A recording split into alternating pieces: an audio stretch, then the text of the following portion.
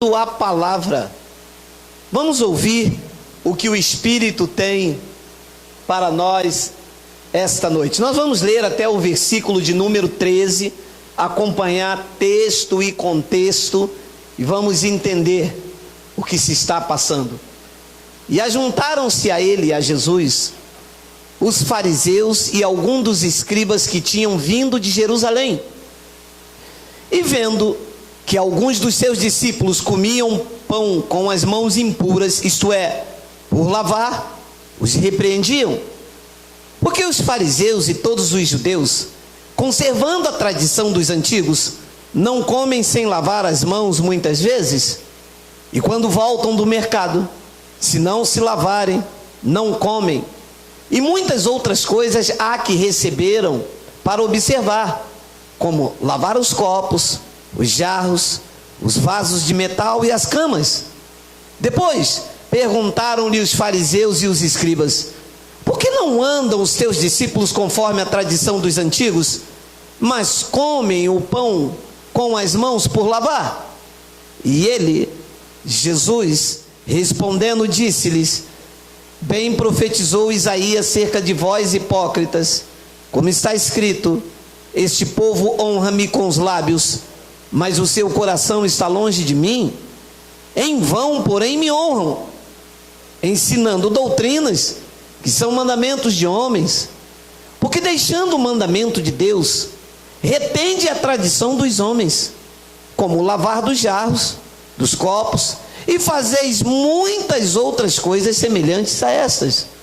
E dizia-lhes: bem, invalidais o mandamento de Deus, para guardardes a vossa própria tradição. Porque Moisés disse: honra teu pai e a tua mãe, e quem maldizer, né? Ou o pai ou a mãe, certamente morrerá. Vós, porém, dizeis: se um homem disser ao pai ou à mãe, aquilo que poderia aproveitar de mim é corbã, isto é, oferta ao Senhor, 12, nada mais lhe deixai fazer por seu pai ou por sua mãe. 13, invalidando assim a palavra de Deus, pela vossa tradição, que vós ordenastes, e muitas coisas fazeis semelhante a essa, invalidando assim a palavra de Deus.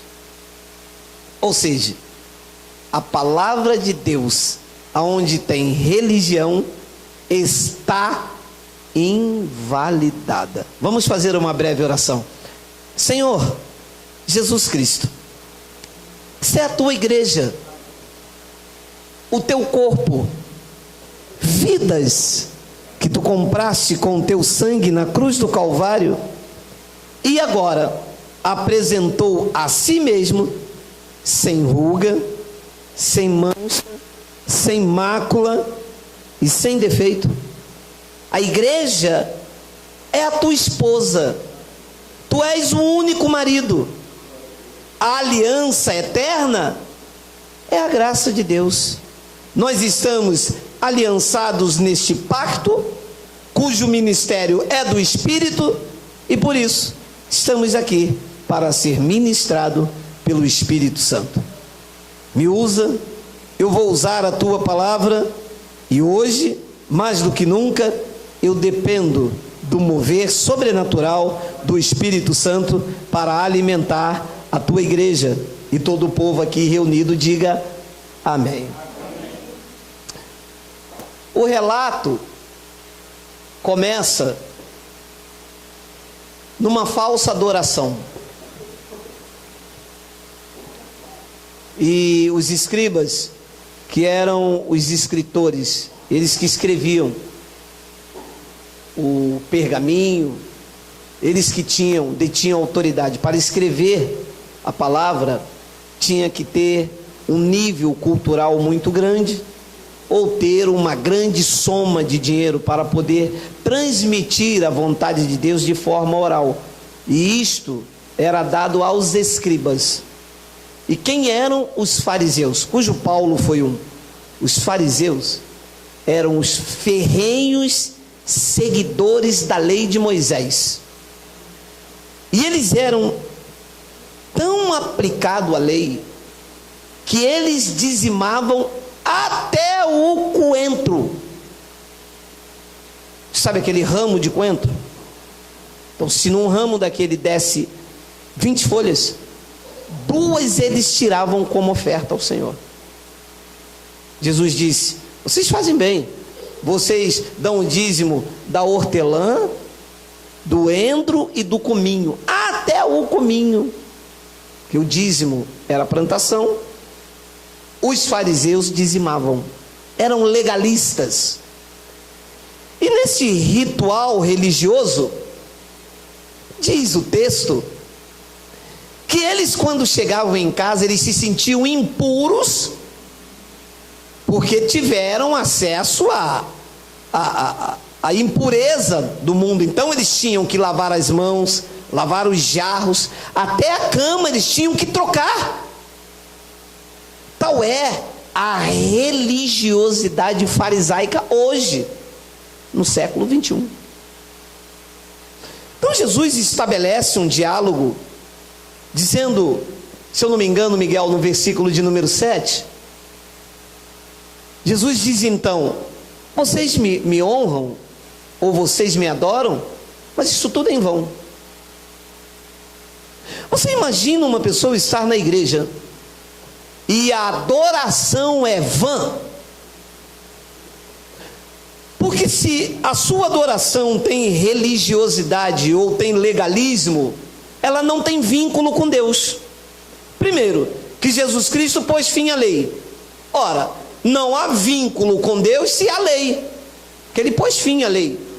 Não há vínculo com Deus onde há religião, porque a religião levou Cristo à cruz do Calvário, e tinha que levar mesmo.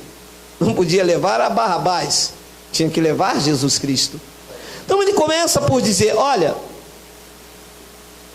em vão, porém, me honram. Em outras traduções está: me adoram, porque vocês ensinam doutrinas que são mandamentos de homens. Então todo o lugar em que se reúne para conhecer e exaltar a Jesus Cristo, que tiver doutrina de homens, a adoração é vã e não tem vínculo com Deus.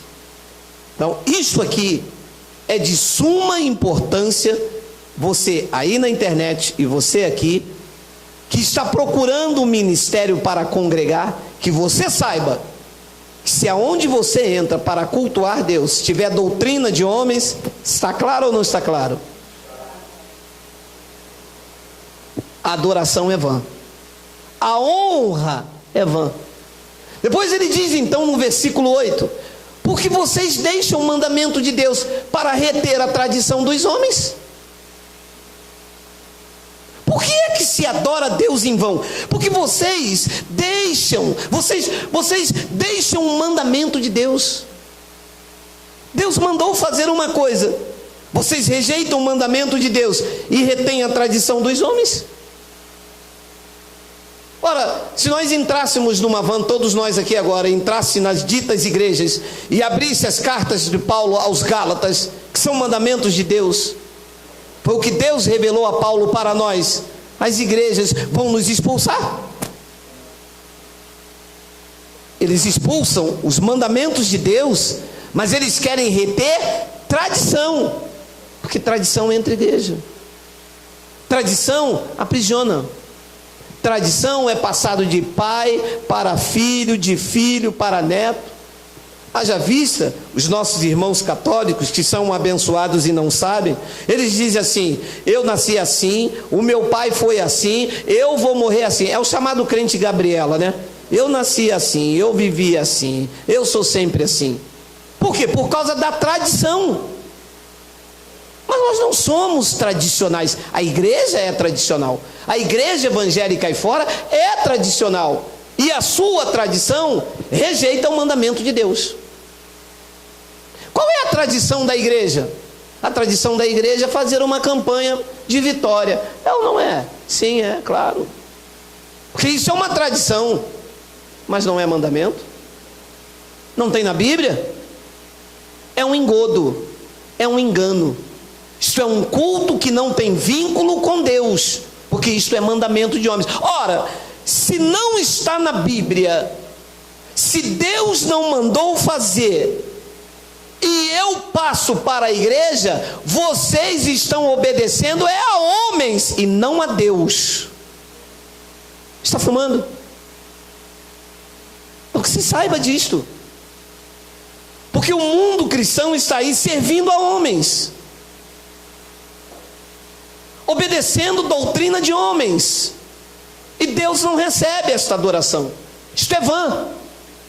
Foi ele que disse. Então ele disse: porque vocês, deixando o mandamento de Deus, vocês estão retendo a tradição dos homens. Ora, eu vou codificar, tá? Como? Campanha, culto ao Deus dos impossíveis, busca nos montes, culto de consagração e muitas outras coisas semelhantes a estas. Porque isso são tradição dos homens. Não há na Bíblia culto de consagração. Pelo contrário, diz que Ele nos consagrou pelo novo e vivo caminho, pelo seu sangue. Isso tem na Bíblia. Não tem na Bíblia que o meu velho homem ficou nas águas. Isso é tradição dos homens. O que tem na Bíblia é que o meu velho homem ficou na cruz. Isso é o mandamento de Deus.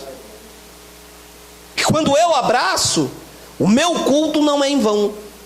A minha adoração é autêntica. Deus recebe isto. Deus recebe o que Ele diz para mim na sua palavra, e eu aplico na vida da igreja. Porque um dos pastores me disse: mas se eu pregar isso à igreja, as ovelhas vão embora. E eu disse para ele: elas têm que ir mesmo? Porque as ovelhas são livres? Não deve ser o arame que prende as ovelhas? O que prende a ovelha nesse pacto é o alimento. Jesus disse: vocês estão me seguindo agora, disse aos judeus, vocês estão me seguindo, não é pelos sinais, vocês estão me seguindo porque vocês comeram do pão e se fartaram. Os vossos pais deu o maná a Moisés, eu dou a vocês pão vivo. É isso que nos prende. O que nos trouxe aqui esta noite não foram sinais miraculosos. O que vos trouxe aqui esta noite não foi um caroço que está nas suas costas, nem foram as suas lutas, nem as suas guerras. O que te trouxe aqui é o alimento espiritual, que você entra, encontra pastagem e sai. Não se perde, porque você não segue mais o estranho. Você ouve a voz do esposo, então esposo, e o segue. Então esse relato, Jesus estava dizendo: e vocês fazem essas coisas semelhantes. Depois ele diz então no versículo 9: e dizia-lhes: bem invalidais o mandamento de Deus para guardardes a vossa própria tradição. O mandamento de Deus, meu amado, é invalidado em muitos lugares por causa da tradição da igreja. O pastor diz: não, é tradição nessa igreja, homem desse lado e homem desse. Ui, mas o mandamento de Deus diz que quem Deus ajuntou não separa o homem, gente. Como que vocês estão então? Vocês então estão invalidando o mandamento de Deus. Se Deus diz: o que Deus ajuntou não separou. Se eu vim de casa com a minha mulher, eu vou voltar com a minha mulher. Na igreja eu vou separar da minha mulher, porque o pastor diz que aqui é culto de doutrina. É santo, meu amado. Santa, ela está perto de mim, protegida, guardada. Então vocês invalidam a palavra de Deus. E Deus olha lá de cima, vê um grupo de pessoas e olha lá e diz: ali está invalidando, ali está invalidando. E aquela: nossa, mas tem quase 20 mil pessoas. E Deus diz: mas tudo invalida o meu mandamento. Deus olha lá e vê 30 pessoas. A palavra tem validade. A palavra ali é lida, entendida, compreendida, praticada, vivida, respaldada. Os anjos dizem amém. Invalidar a palavra é tornar sem valor, sem efeito, sem validade. Só que não é para invalidar, é para validar, é para viver, é para aplicar a palavra na nossa vida. Não é para invalidar. Se for para invalidar, para que serve a Bíblia? Ora, se a Bíblia diz um monte de coisa que não se pratica. Se você for a um culto evangélico, e eu espero que você não vá, Se você for um culto evangélico, 95% das práticas não passa na Bíblia. Eu fico com a Bíblia, as práticas. Eu fico com a Bíblia aberta. E de cada 10 palavras eu repreendo dizendo: isso não tem. Isso não tem mais. Isso foi anulado. Não é mais pecador. Não é mais velho homem. Não é mais ovelha marcada. Eu vou repreendendo com Bíblia, porque 95% que se fala é invalidando a palavra. Eu não sou de igreja X, porque nós aqui somos pentecostais do pé roxo. Eu não sou pentecostal. Pentecostal quem é? Um judeu. Como eu não sou funkeiro, como eu não sou roqueiro, como eu não sou da placa, eu sou um homem em Cristo, ensinou Paulo à igreja. Se eu fosse pentecostal, então eu pratico a festa do Pentecostes. Então esse relato começa assim, e ele diz: vocês invalidam o mandamento de Deus para guardar a vossa própria tradição. Agora eu vou ter que gastar um tempo para te explicar o que está acontecendo aqui no versículo 10. Olha só. Porque Moisés disse, olha o que Moisés disse aos escribas, aos judeus e a fariseus: honra a teu pai e tua mãe, e quem maldisser o pai ou a mãe certamente morrerá. Foi o que Moisés disse aos escribas e os fariseus. Então este aqui, naquele momento, era o mandamento de Deus para ele. Compreendem? Até este momento, como não havia graça, este era o mandamento que Moisés dava. Estava dando a quem? A quem estava interrogando a Jesus. Aos escribas e aos fariseus, que tinham que guardar esta lei. Eles tinham, por mandato de Deus através de Moisés, porque não havia graça ainda, honrar pai e mãe. Olha o que eles falavam. Olha só. 11. Vós, porém, dizeis. Moisés disse: honra seu pai e sua mãe. O que eles estavam dizendo? Se um homem disser, ou o pai ou a mãe, aquilo que eu poderia aproveitar de mim, isto é, oferta ao Senhor. 12. Nada mais lhe deixais fazer por seu pai ou por sua mãe. É complicado de entender, mas eu vou te dizer. O que eles estavam fazendo para não honrar o pai e a mãe? Eles estavam dizendo: não, espera aí. O que eu posso fazer pelo meu pai e minha mãe, eu dou como oferta ao Senhor. E uma vez que o que eu posso fazer ao meu pai e à minha mãe, eu dando a Deus, eu não tenho mais obrigação de fazer nada por eles. Jesus estava dizendo: então vocês estão anulando o mandamento de Deus, vocês estão invalidando a palavra de Deus e guardando as vossas próprias, porque eles criaram com isso uma tradição.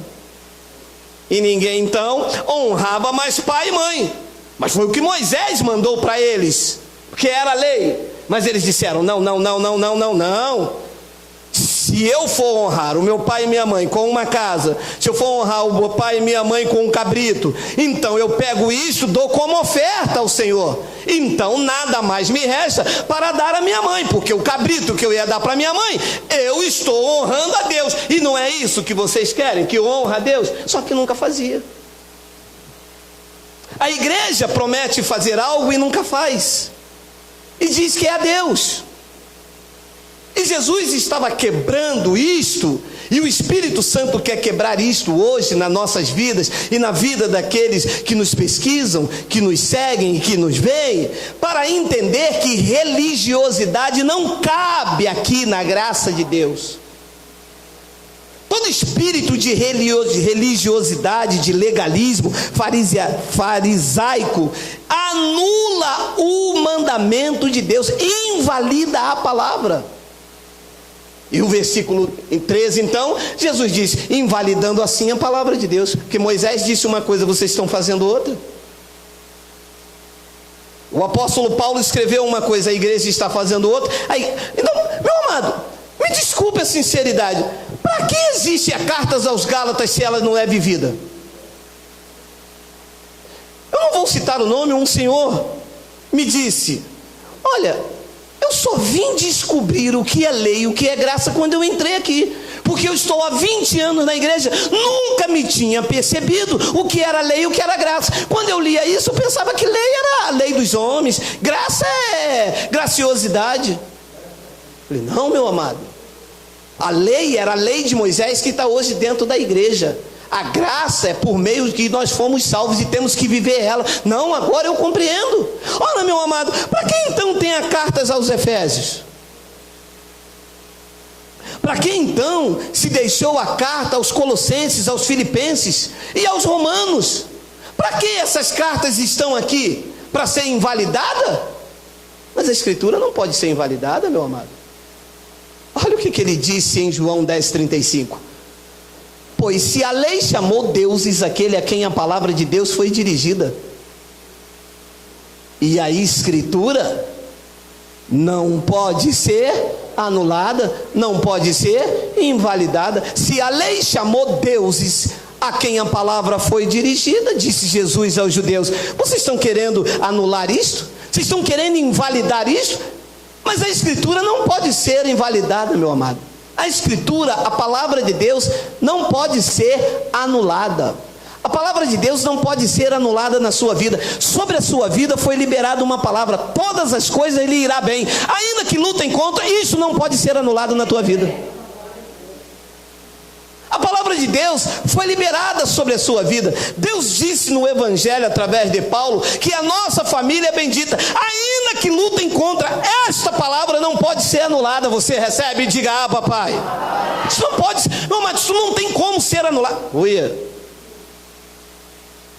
Pois se a lei chamou deuses aquele a quem a palavra de Deus foi dirigida. Não, mas eu não estou dirigindo a palavra a um grupo que saiu do Flamengo esta noite.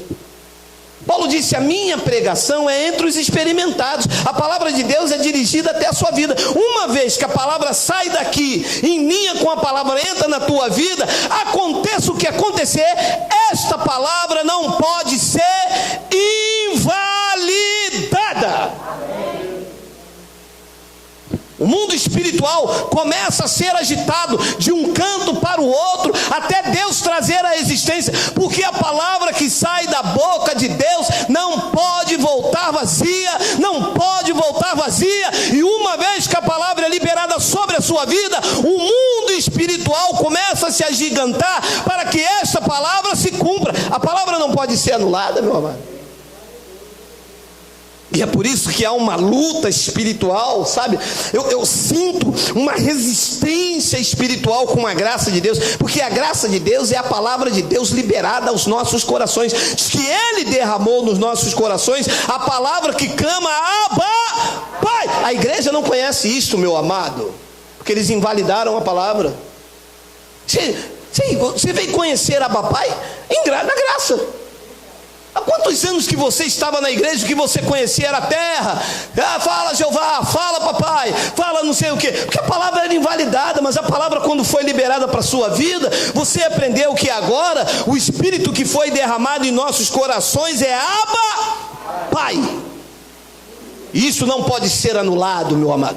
Isso está aqui na minha mente, no meu coração. Aconteça o que acontecer, eu declaro: esta é a melhor semana da minha vida. Ainda que se levante de um lado, ainda que se levante do outro, ainda que tenha resistência, ainda que eu encontre alguém que não vou conseguir, ainda que as pessoas tentam bloquear a minha atitude de fé, a palavra que foi liberada sobre a minha vida é que eu sou um abençoado com todas as sortes de bênção, que eu sou um eleito, eu sou um escolhido em todas as coisas, eu sou mais do que vencedor.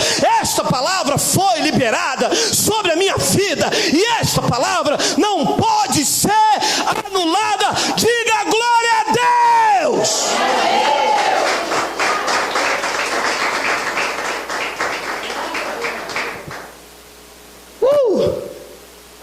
E ele então no versículo 36 diz assim: aquele quem o Pai santificou e enviou ao mundo, vós dizeis blasfemas, porque eu disse eu sou filho de Deus? Jesus disse eu sou filho de Deus. Sabe o que eles disseram? Isso é uma blasfêmia. Jesus disse: o que é blasfêmia? Eu sou o que sou, eu sou filho de Deus, e vocês estão dizendo que eu estou blasfemando? Isso não pode ser anulado. uma pessoa aí fora que você é um herdeiro. Sabe o que as pessoas vão dizer? Heresia. Olha você mora de aluguel ali, está pensando que eu não te conheço, você é herdeiro de Deus. Diga a uma pessoa que você não perde a tua salvação, diga a um crente pentecostal, diga a um crente daquele que é pentecostal do pé roxo, que você não perde a sua salvação, que você é selado com o Espírito Santo da promessa, que você é santuário. Diga que você é santuário do Deus vivo. Sabe o que eles vão dizer? Vocês estão blasfemando, vocês estão pregando a heresia, vocês não são templo do Espírito Santo não. Esta igreja grandona aqui sim, esta é o santuário do Deus Altíssimo. Não é, vocês estão invalidando a palavra de Deus. O santuário neste pacto sois vós, vocês são cheios do Espírito Santo, vocês são um santuário, e esta palavra não pode ser anulada, não pode, meu amado.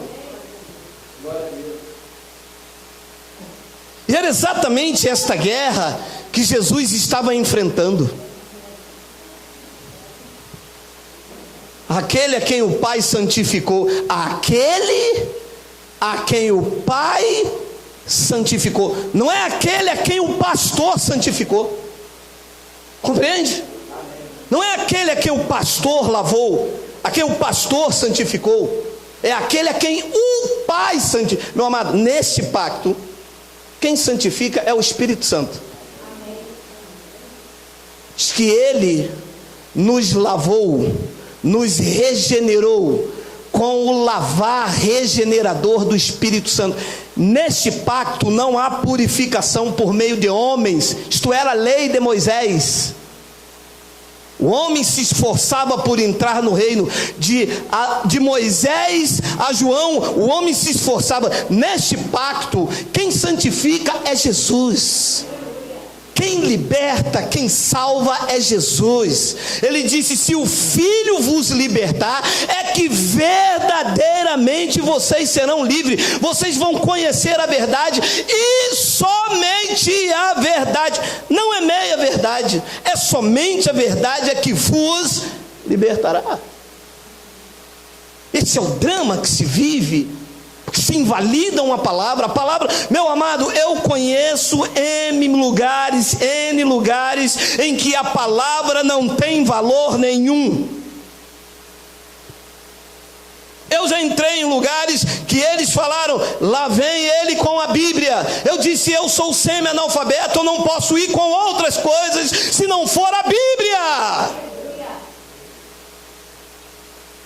Mas nós temos aqui um PhD, mas nós temos aqui um doutor em divindade, nós temos aqui 3 professores da escola dominical. E eu disse: eu não sei ler e escrever, eu tenho a Bíblia.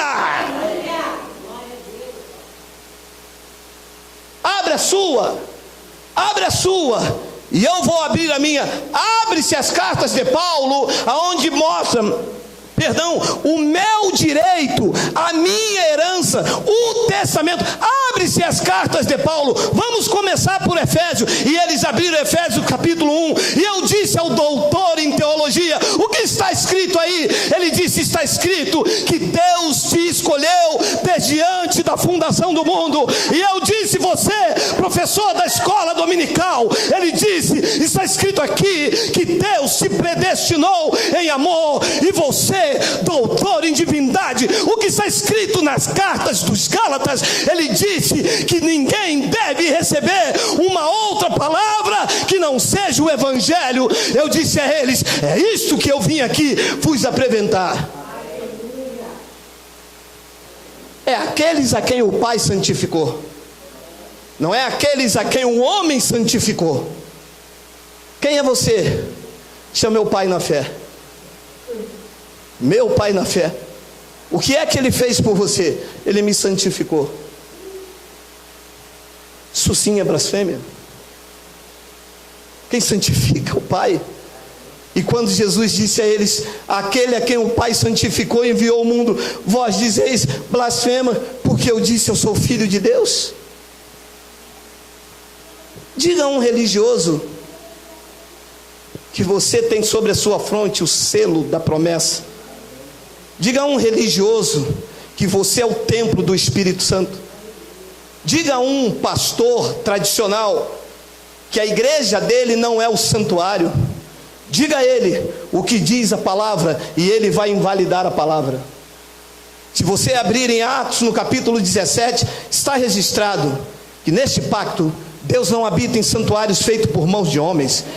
O templo do Espírito Santo, pregou Paulo à igreja, digo eu pelo Espírito Santo, o templo do Espírito Santo nesse pacto sois vós, somos nós, é você, é você, é você, é você, é você, é você. Você é o templo do Espírito Santo, é aí que Deus habita, é em você que Deus se move, é aí que Deus fala, é em você que Deus guarda, Deus protege. O investimento de Deus agora não é em paredes, não são em templos, não são em catedrais. O investimento do Espírito Santo neste pacto são vidas compradas com o precioso sangue de Jesus. É você que é a morada do Altíssimo, é você que Ele se preocupa, que Ele tem vontades irreversíveis. Deus não pode voltar atrás com você, não te abandona. E ainda que alguém aqui se perder, diz que Ele deixa 99 no aprisco e vai atrás de você, como foi atrás de mim no calabouço, em prisões, em algemas, me colocou no seu ombro, me trouxe para o seu redil, porque nenhuma ovelha nesse pacto, nenhuma ovelha se perderá. Foi assim com você, foi assim com você, foi assim com você, será assim com a sua família, será assim com o seu filho, será assim com a sua esposa, será assim com todos os outros que estão aí fora, sem ouvir a genuína pregação do Evangelho. Diga: Abba, Pai.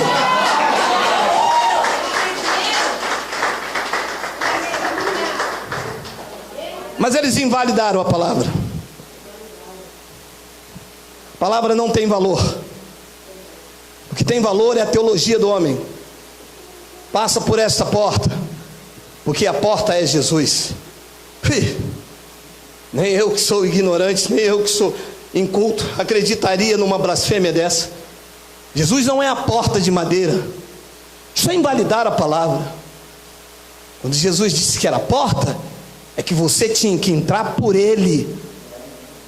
Então se coloca portas dentro da igreja, você tem que passar por aquela porta, não acontece nada.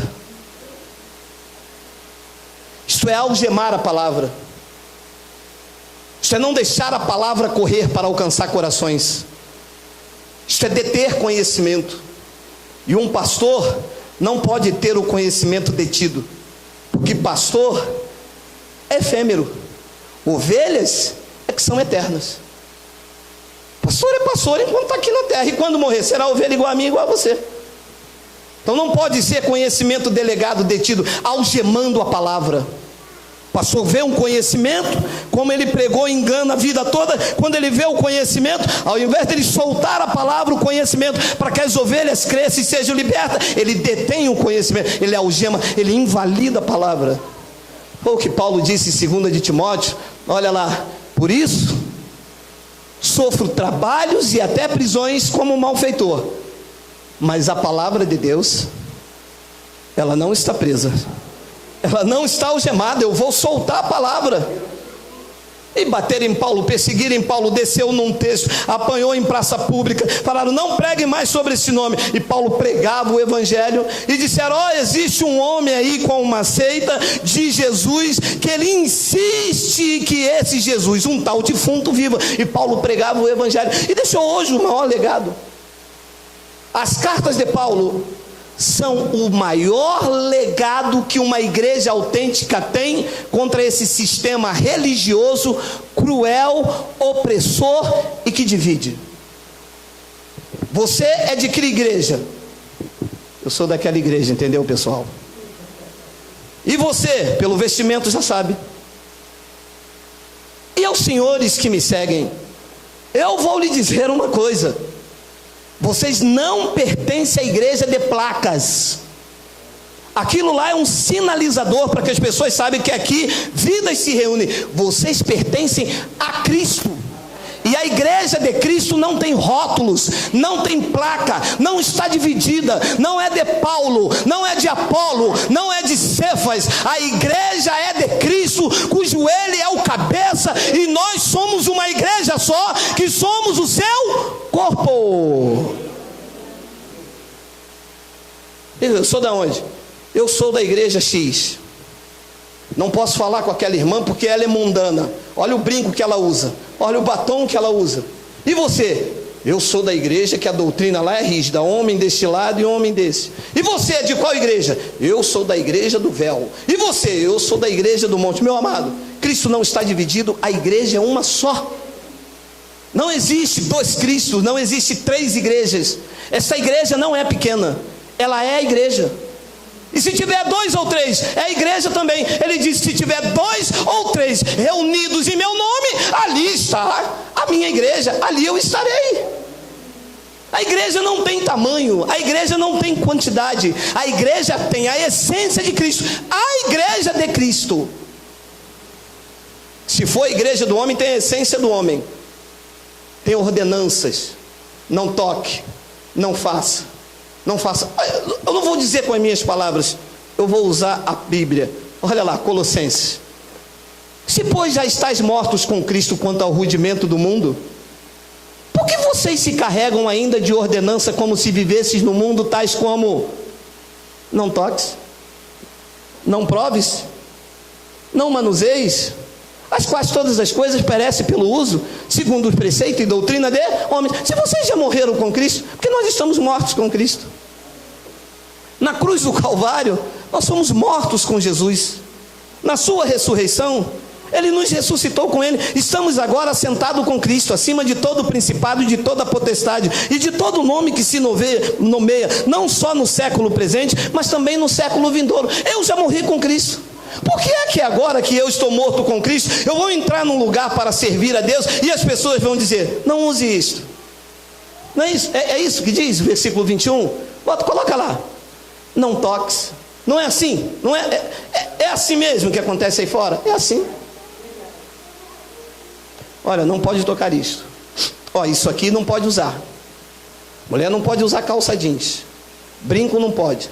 Batom também não.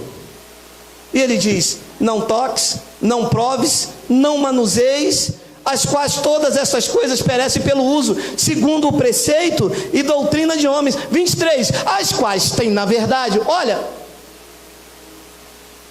as quais têm na verdade, essas coisas, na verdade, tem até alguma aparência de sabedoria. Olha, nossa, olha, que homem sábio, que pastor sábio. Isto, na verdade, tem até alguma aparência de sabedoria, em devoção voluntária, humildade e indisciplina do corpo. Mas essas coisas não são de valor algum, senão para a satisfação da carne. Então, meu amado, a verdadeira vida com Deus não consiste na religiosidade, em rituais, em script pastoral. Sabe o que é um script pastoral? Que para você servir a Deus, você tem que fazer todo aquele roteiro desenhado para você. Mel Gibson, como diretor do filme, iria olhar e ia ver se ia aprovar, se você ia passar naquele script todinho pastoral que ele escreveu. E as pessoas vão dentro da igreja desempenhando um papel que Cristo não escreveu para a vida delas, e acabam sendo infelizes. Casamentos se destroem, vidas amarguradas, vazias, porque seguem um roteiro que não foi escrito por Deus. Davi disse: todos os dias da minha vida foram escritos e determinados quando nenhum deles havia ainda. Eis que a palavra nem chegou à minha boca, e eis que ele já conhece todas. E você entra dentro da igreja, te apresentam um roteiro pastoral que não foi Deus a escrever. E sabe o que dizem? Que mal que eu fiz a Deus. É que você invalidou a palavra, como disse o texto inicial. Porque Deus não olha para esses roteiros. Não há uma regra certinha estabelecida, há uma determinação do Pai. Ele diz: eu amei Jacó e me aborreci de Esaú. Independente do que Esaú fizesse, Deus não amava ele. Isso é soberania de Deus. Deus ama a você e ponto. Mas e se ele te disciplina, ele corrige e ele açoita, mas da mão do Pai ninguém te arrebata. E ponto no final, como você não abre mão do seu filho, abre? Abre. Você não abre mão da sua filha, abre? Não abre. A sua mãe não abre mão de você, abre. O pai também não abre mão de você, e ponto. A religião quer te fazer acreditar que se você fizer alguma coisa errada, o pai te abandona. O evangelho diz: não abandona, da palma da minha mão ninguém arrebata. E ainda que uma mãe esqueça do filho do seu ventre, eu todavia não me esquecerei de vós, porque vós está escrito na palma de minha mão. Isso é validar a palavra. Então eu quero deixar um relato por causa do horário. Olha o que disse 1 Samuel. Então disse o Senhor a Samuel: até quando terás dó de Saul, havendo eu rejeitado, para que não reine sobre Israel? Enche um chifre de azeite e vem, e enviar-te-ei a Jessé o belemita, porque dentre os seus filhos me tenho provido de um rei. Porém disse Samuel: como irei eu? Pois ouvindo-o Saul me matará. Então disse o Senhor: toma uma bezerra das vacas em tuas mãos, e dize: vim para sacrificar ao Senhor, e convidarás a Jessé ao sacrifício, e eu te farei saber o que hás de fazer, e ungir-me-ás quem eu te disser.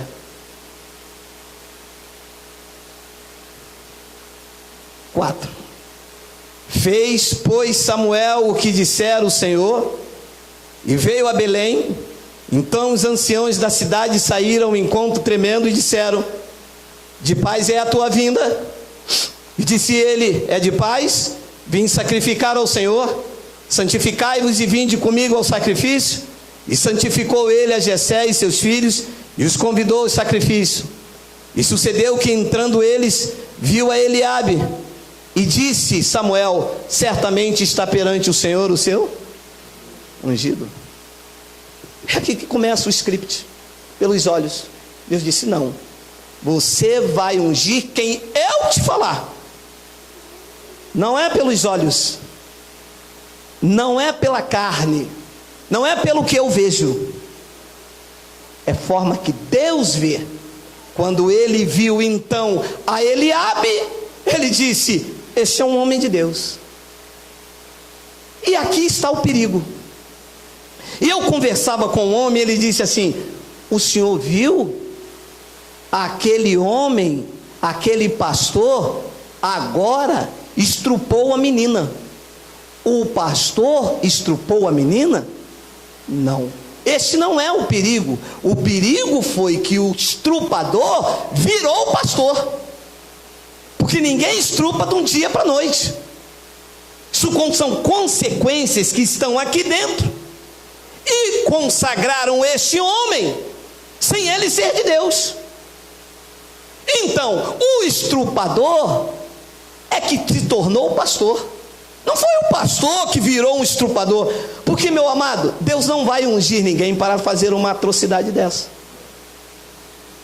Mas é que os homens vão, pelos scripts pastorais, anulam a palavra de Deus, são guiados pelos seus olhos. E quando ele viu Eliabe, alto, bonito, e eu vou codificar, quando viu de terno, com uma mala, falando uma língua balabachúria, o pastor disse: esse cara dá dízimo, vamos consagrar ele.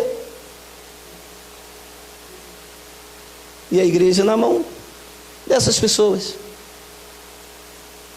Hoje uma campanha, amanhã um voto, leva essa bala ungida, pega a vassoura de fogo, toma a fita de Raabe, leva agora a azeitona do monte das oliveiras, e a igreja vai assim, debaixo de pessoas consagradas pela carne, e que vão invalidando a palavra e guardando as vossas tradições. Cada porta que você vê, uma chamada igreja, cada uma com um mistério de fogo diferente.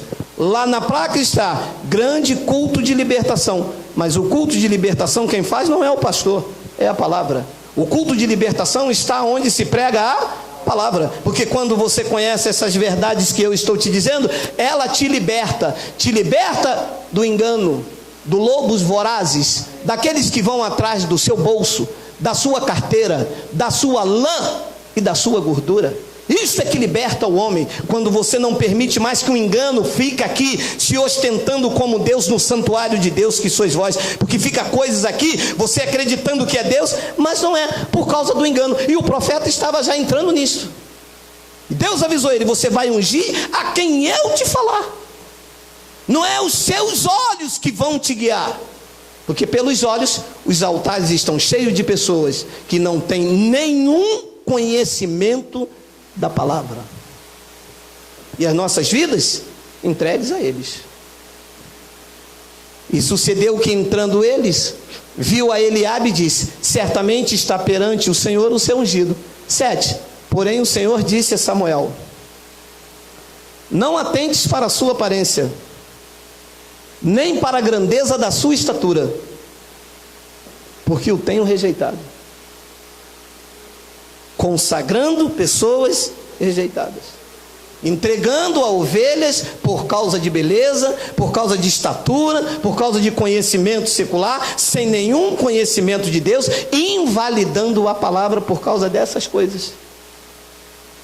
Deus disse, porque eu tenho rejeitado, porque o Senhor não vê como vê o homem.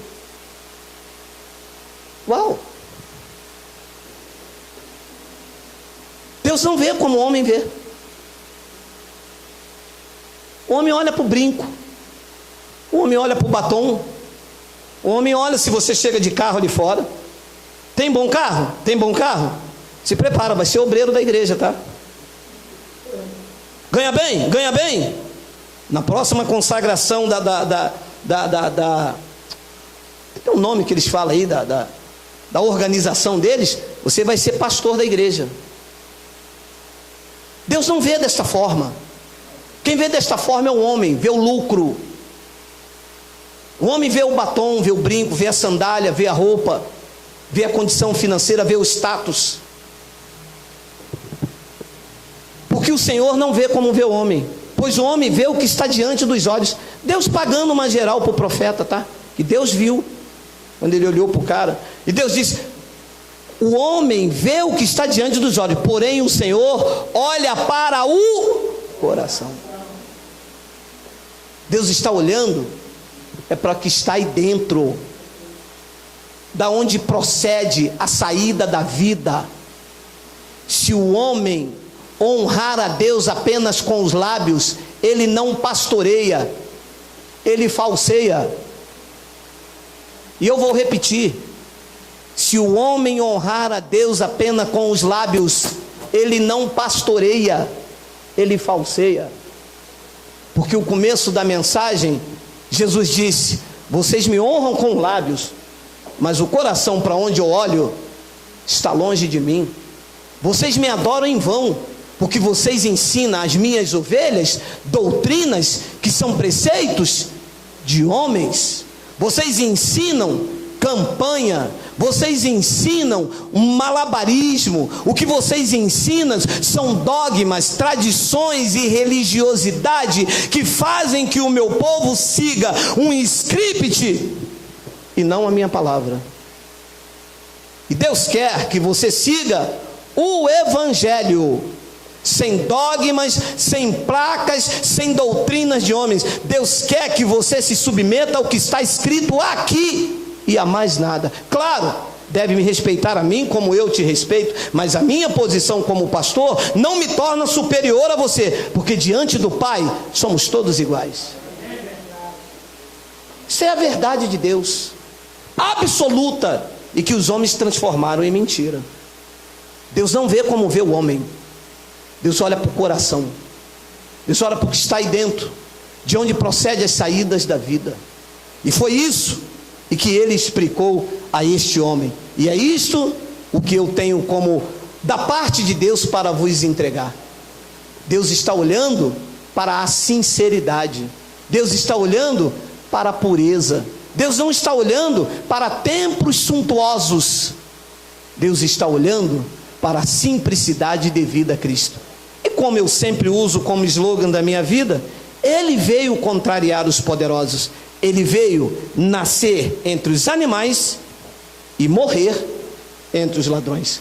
Os homens querem o holofote, Quanto mais suntuoso for o dito templo, mais se apontam que lá tem unção. E os reis magos, quando vieram, que souberam que o menino Jesus havia nascido, eles olharam em direção ao palácio de Herodes e disseram: se ele é rei, é lá no palácio de Herodes. E a estrela apontava para uma estrebaria, e eles então pensavam: é para o palácio de Herodes, e a estrela apontando para a estrebaria, e eles deviam ter pensado: mas o rei não pode ter nascido aqui, e eles querendo ir para a estrebaria, mas a estrela apontava para o lugar simples. É na simplicidade que ele habita, é no amor, é na pureza, é numa entrega ao Espírito Santo, é num relacionamento de considerar o outro superior a nós mesmos, é na pequenez, é que ele se faça grande, e que nós, se fosse possível esta noite, desaparecêssemos e colocássemos o altar só para Cristo, absoluto, reinando na beleza da tua santidade, e nós aqui como filhos, se irradiando com a luz intensa que emana dele, porque só ele habita na luz inacessível, do qual homem nenhum jamais viu nem pode ver, e o seu nome é Jesus Cristo. Ele é Rei de Reis, ele é Senhor dos senhores, ele é Alfa, ele é digno de toda adoração, de todo império, de todo domínio, ele é digno de toda majestade, e nós nos curvamos a isso, nós declaramos isso, porque ele é tudo em nós. Ele não vê como vê o homem. O homem te vê fracassando, entende, Jerusalém? Deus te vê avançando, Deus te vê para frente. O homem pode te ver desistindo, incapacitado, entende, Sérgio? Mas Deus te vê voando com asas como águia. Os jovens correm e se cansam, mas os que esperam no Senhor renovam as suas forças. E eu quero deixar Isaías 66, 1 e 2 para vocês. Suportai-me, pois. Assim diz o Senhor: o céu é o meu trono, e a terra o escabelo dos meus pés. Que casa que vocês vão me edificar? Não, nós vamos fazer uma catedral para Deus. Deus está perguntando: que casa que vocês vão me edificar?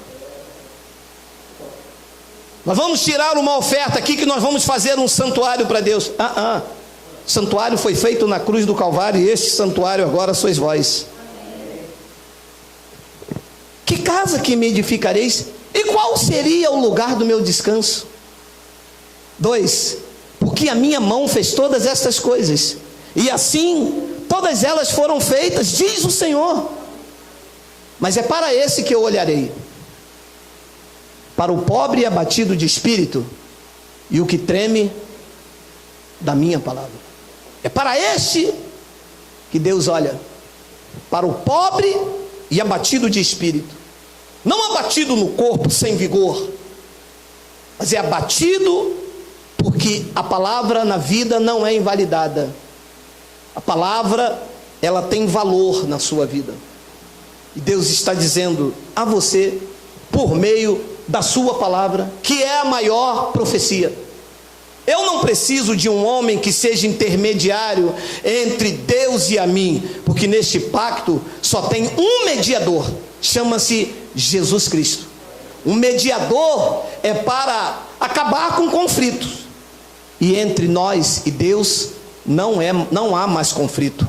Jesus Cristo nos reconciliou com Ele mesmo, e entre Deus agora nós temos paz, não há conflito. Eu não preciso de um homem falando umas línguas estranhas para me dizer o que Deus tem para mim. Ele já me reconciliou, eu ouço a sua voz, a sua palavra é a voz de Deus, e eu descanso esta noite, porque Ele diz que está olhando é para o pobre e abatido de espírito, e o que treme da minha palavra.